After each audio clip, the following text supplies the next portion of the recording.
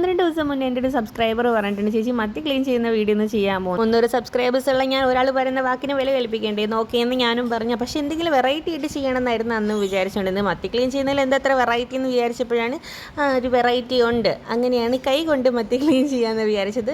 ഒന്നും നോക്കിയില്ല, അങ്ങോട്ട് തുടങ്ങി. ആദ്യമൊന്നും കുഴപ്പമൊന്നും ഇല്ലായിരുന്നു, നല്ല ചുരണ്ടി ഊപ്പാട് അറിയെങ്കിൽ 2-3 എണ്ണം ചെയ്തപ്പോഴേ എനിക്ക് മതി ഗതിയെന്നായിപ്പോയി. അങ്ങനെ പിന്നെ ഒന്നും നോക്കാതെ അങ്ങോട്ട് തുടങ്ങി. 2 ഇടവും വരെയുണ്ട്, 2 പിള്ളേരുന്ന് സ്കൂളിൽ ലീവായതുകൊണ്ട് പിള്ളേരെ അപ്പുറത്തും ഇപ്പുറത്തൊക്കെ വെച്ചിട്ടായിരുന്നു ഈ സാഹസത്തിന് മുതിർന്നത്. അതിൻ്റെതാ ഒരു മീൻ എടുക്കുന്നു, തല കളയുന്നു, ചെറുമ്പിൽ കളയുന്നു, ചറക് കളയുന്നു, എല്ലാം കളയുന്നു, അങ്ങനെ മീനെ നാട്ടിക്കുന്നു.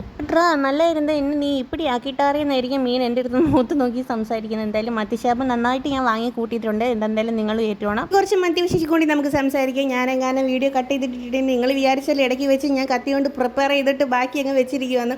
അത് നിങ്ങളെ പറ്റിക്കാതിരിക്കാനും ഉള്ളൊരു സത്യസന്ധത കാക്കാനും വേണ്ടിയിട്ടാണ് ഞാനിങ്ങനെ ചെയ്യുന്നത്. പക്ഷേ പേടിക്കേണ്ട, നിങ്ങൾക്ക് കാണാൻ വേണ്ടിയിട്ട് സ്പീഡ് കൂട്ടിയിട്ടാണ് ഞാൻ ഈ വീഡിയോ ചെയ്യുന്നത്. അതുപോലെ തന്നെ എൻ്റെ നാക്ക് കഴിക്കാതിരിക്കാനും സംസാരിച്ചിട്ട്. മത്തി എന്ന് പറയുമ്പോൾ തന്നെ, പ്രത്യേകിച്ച് കുഞ്ഞമത്തി എന്ന് പറയുമ്പോൾ തന്നെ എനിക്ക് ആദ്യം ഓർമ്മ വരുന്നത് മത്തിപ്പുഴുക്കാണ്.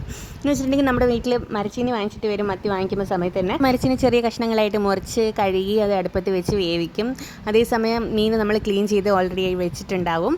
എന്നിട്ട് എന്ത് ചെയ്യും, ഈ മരച്ചീനിയിലേക്ക് ഈ മീൻ അങ്ങോട്ട് ഇടും.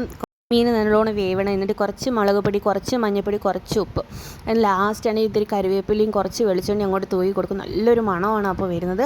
നമുക്ക് ആ സമയത്ത് തന്നെ ഈ മരച്ചീനി കഴിക്കുമ്പോൾ തന്നെ എന്ന് വെച്ചാൽ നല്ലോണം അലിഞ്ഞിട്ടുണ്ടാവും, നല്ല പുഴുക്ക് പോലെ ആയിട്ടുണ്ടാവും.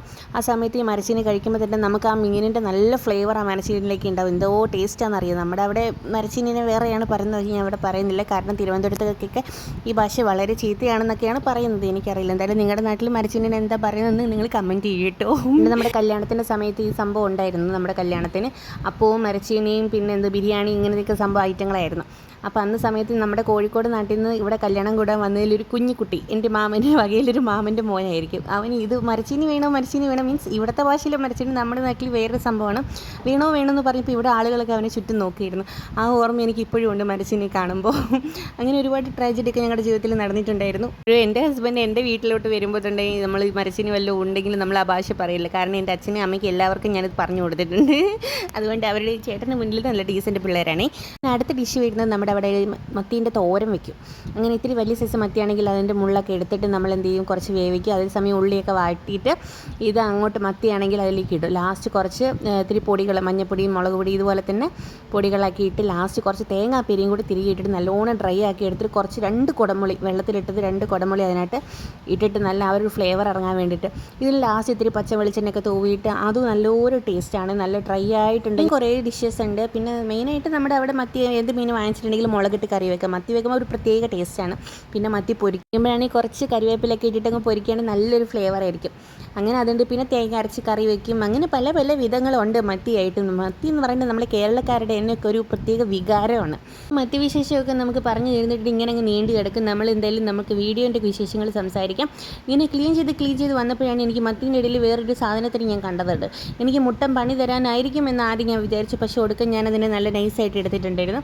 അങ്ങനെ കുഴപ്പമില്ല, കുറേ ചുരണ്ടി എൻ്റെ നഖമൊക്കെ നല്ല വേദനയായിട്ടുണ്ട്. പിന്നെ നമ്മൾ ചലഞ്ച് ചെയ്തെടുത്തതല്ലേ, അത് നമുക്ക് ഉപേക്ഷിക്കാൻ പാടില്ലല്ലോ എന്ന് വിചാരിച്ചിട്ടാണ് ഞാൻ എന്നെ പൊരുതിയത്. അത് എല്ലാവരും വിചാരിക്കേണ്ടതെന്ന് വെച്ചിട്ട് എൻ്റെ ഈ സബ്സ്ക്രൈബറിൻ്റെ അടുത്ത് എനിക്കുള്ള ആത്മാർത്ഥതയാണെന്ന് തന്നെ വിചാരിക്കണം.